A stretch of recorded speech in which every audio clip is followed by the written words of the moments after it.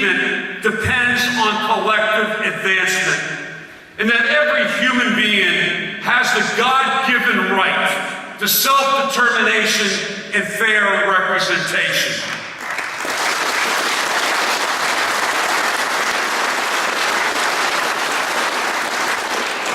In 1913, Dublin workers toiled and lived in conditions that violated all of those values. They were treated worse than animals. They endured open sewers, filthy tenements, horrific overcrowding, collapsing buildings, and constant hunger.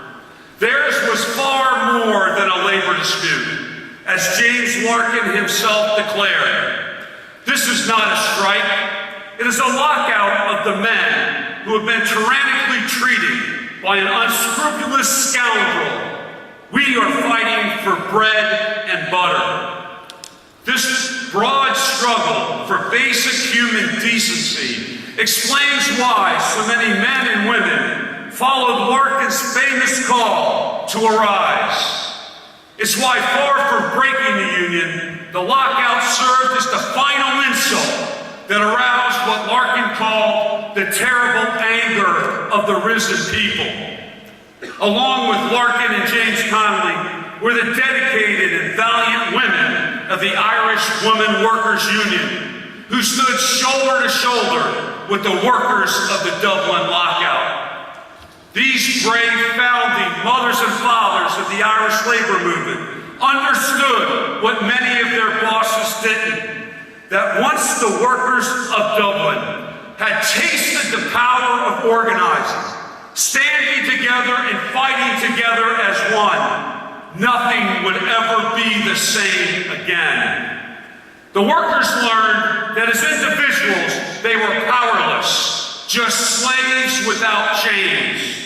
But staying together and bargaining collectively, they had the power to change the course of history. And that is exactly what they did. A century ago, a people who had had enough, who were tired of being treated as disposable commodities, organized, united together, and demanded the right to union representation. They called attention to the plight of workers and their families, and to the poverty in which so many Dubliners lived.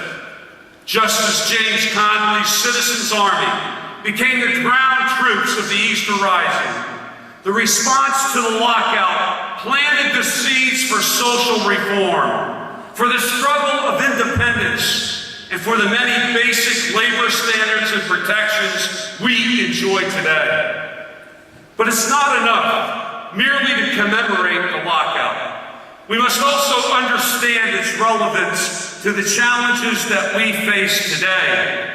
It must inspire us to appreciate not only how far we have come, but also how far we have yet to go. We must follow the example of Larkin, Connolly, and so many others, and build broad coalitions with anyone and everyone who shares our values, our concerns, and our beliefs. We must reach across organizations, political parties, racial and religious differences, and national borders to stand in absolute solidarity with working people everywhere. Just as our union and the American labor movement stand shoulder to shoulder with all of you here today, we stand with you in common cause as you fight austerity and its devastating economic impact. I'll be carrying the same message of unity to our brothers and sisters in Belfast, who are facing the impact of similar measures being imposed on them. Sinn Féin and the Irish and American trade union movements may be separated by 4,000 miles of ocean, but we are united in our struggle against the same lousy economic policies that are hurting working class families in our countries and all around the world.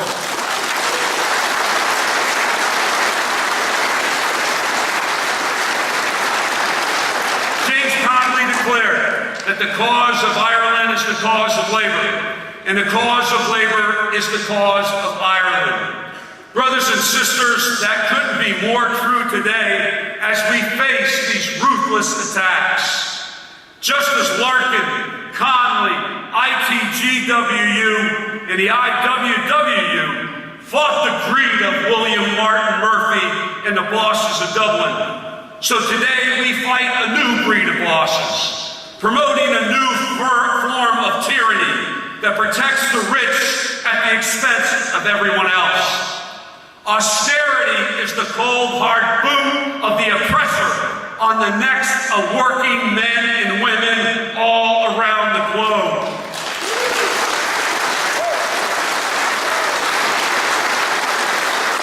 It is the devil's pact with the global forces of greed.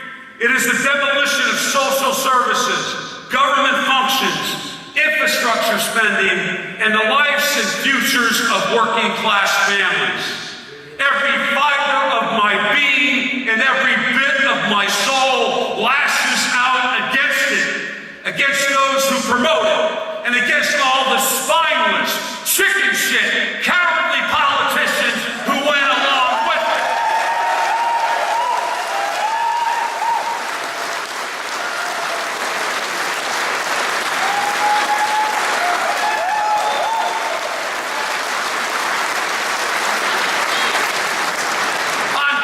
Sinn Féin not only stood up against austerity, but continues to resist it. But I'm disgusted that so many so-called liberal and pro-worker politicians allowed it to be shoved down their throats rather than shoving it up somebody else's ass, brothers and sisters.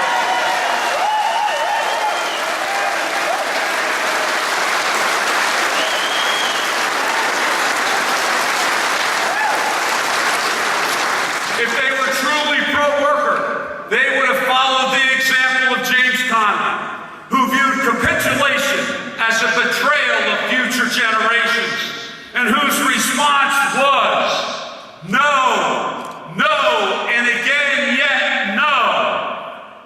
You know, in the United States, we've been facing similar problems with sequestration, debt limits, budget cuts, and government shutdowns. A small and radical group of total and complete assholes, the Tea Party in the United States, a bunch of hardcore fanatics, just held the U.S. government hostage and terrorized the global economy with threats of default. Worse yet, these clowns, they may do the same thing again in a few more months, all to impose regressive policies that would hurt our economy as much as austerity has hurt yours. We do not deny the economic challenges we all face and the need to find solutions. But brothers and sisters, there is a right way to do this and a wrong way to do this. Driving wages down, taxing the poor more than the rich, and hollowing out the middle and working classes is the wrong way. Such policies are not only unjust, unfair, and immoral. They are short-sighted, counterproductive, and deeply harmful to the entire economy.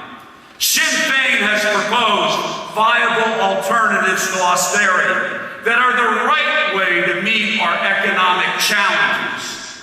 These alternatives promote jobs, not cuts, spending, not austerity, greater public investment, not less.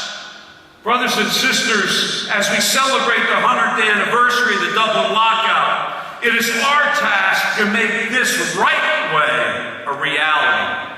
We must make sure and make it clear that the Celtic tiger and the American eagle may be down, but they sure as hell are not out. And the answer is to feed them, not to starve them, brothers and sisters. So, my friends, when they try to steal from the poor and give to the rich, it's time to stand up and fight back. When they try and grab the wealth produced from our toil, our sweat, and our work, it's time to make our voices heard and our anger felt. It's time to draw upon our deep bond of solidarity and friendship and fight together as one, so that our enemies know that when you take on one of us, you sure as hell are going to have to take on all of us.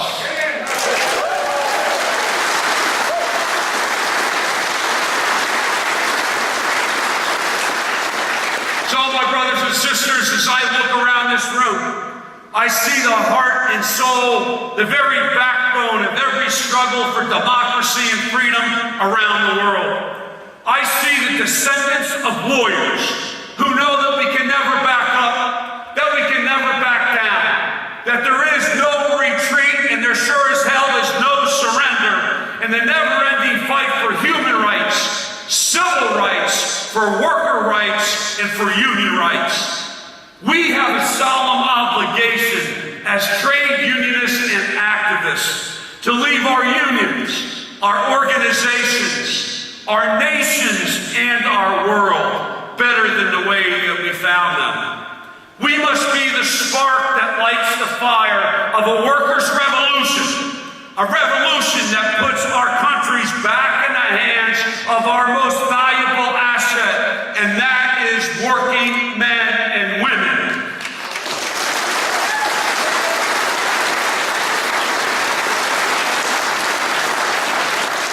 I know that together we will hold back the dark forces of tyranny, greed, and exploitation.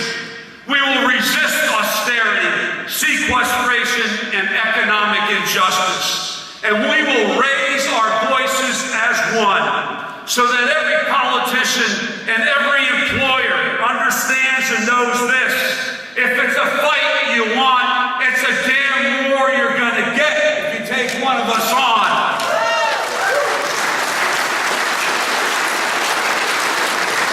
So, my proud brothers and sisters, let us arise from this hall and make the walls tremble, the ground shake, the mountains